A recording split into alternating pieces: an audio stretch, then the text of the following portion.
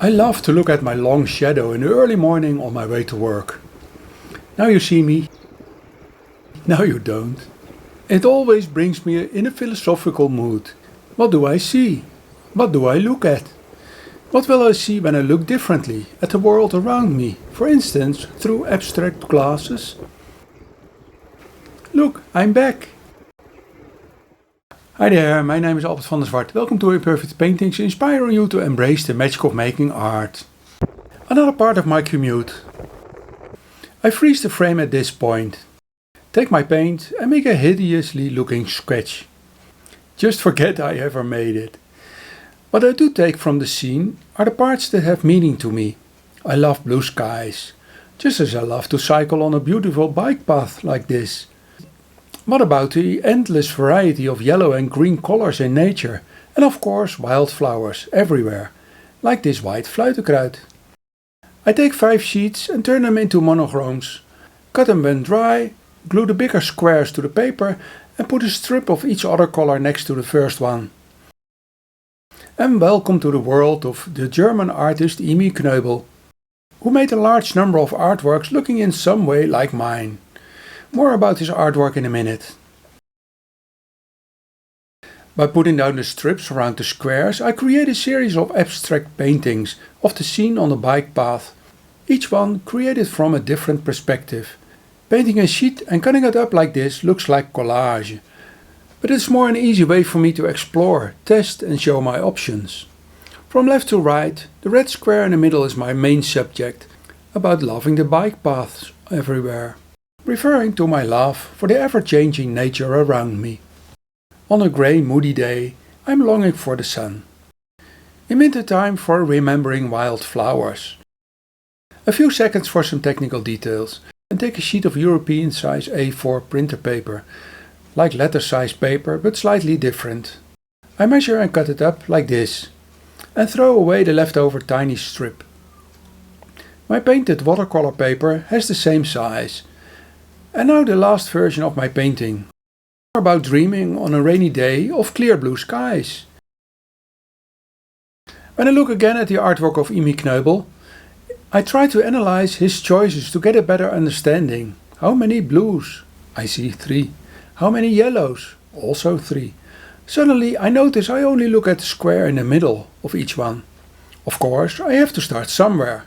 But how about looking for yellow in the smaller strips or borders? Anyway, I do get a feeling of balance when I look at his artwork. By looking longer at his art, longer than the average 9 seconds most people do, I discover he is playing with the position of the strips, over or under.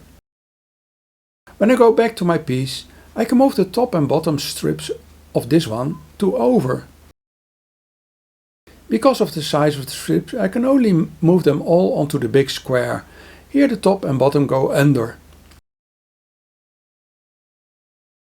But I can also start with one strip and go round and add the next one. Now each strip has one under and one over. Can you think of a next option? On this one the top strip seems missing, so I take one away as well. Over to the last one. It's simple. Who says you can't use 2 identical colored strips?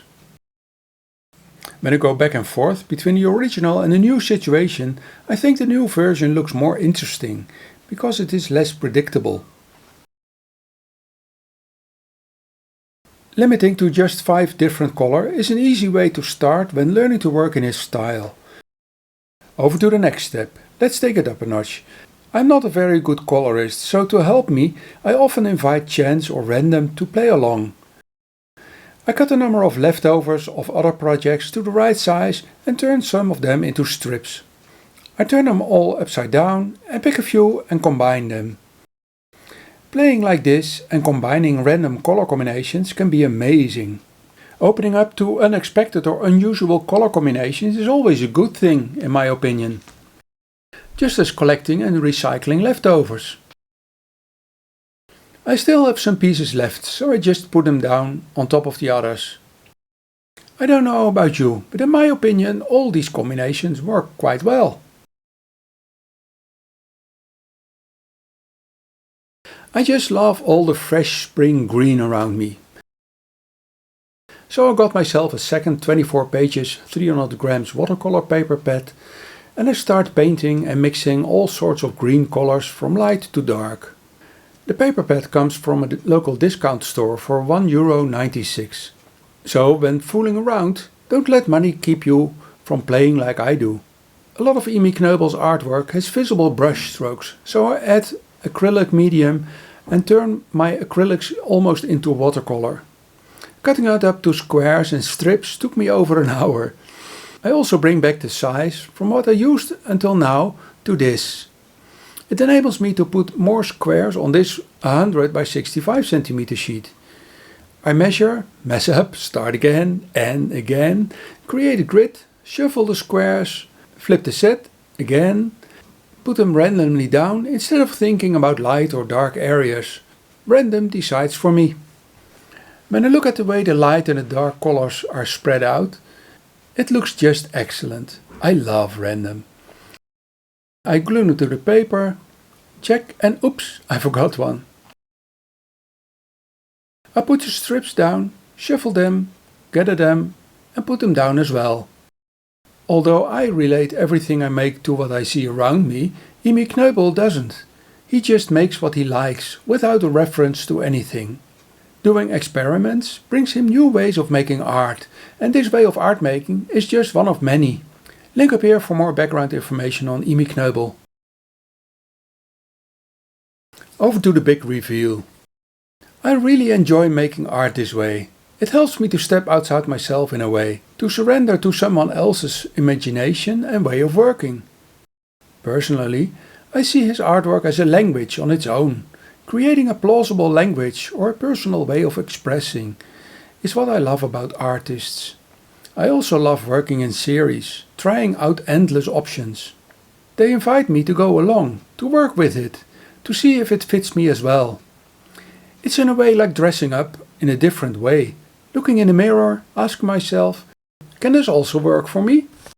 Amazing! Don't you just love it? I don't want to spoil the fun, but it also feels off in a way. Do you remember the red bike path in all the green? A beautiful color combination. So after all the work it took to get here, I do miss that counterpart or tension it can create.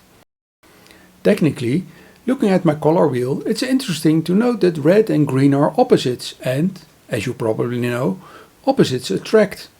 I paint 3 new sheets using red and cut them into squares and strips. I slow down and add only 1 red square to the green zone, to see what will happen. To me, instantly, all eyes are on red now. It feels like all the beautiful green squares and strips become just an insignificant backdrop for the red square to shine. Let's see what will happen when I add 2 more squares.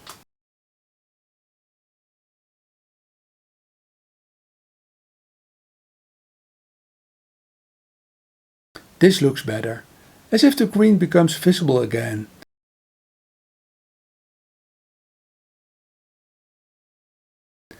I add some strips, just a few.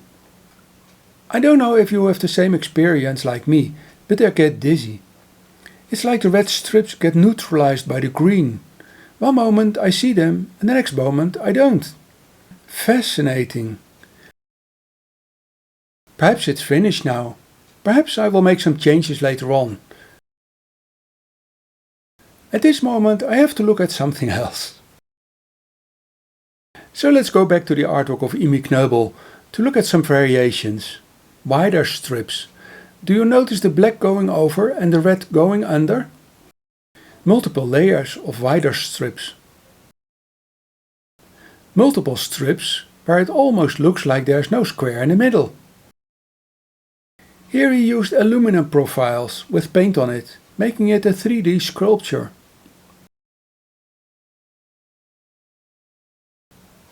And how about blowing up the sizes like this?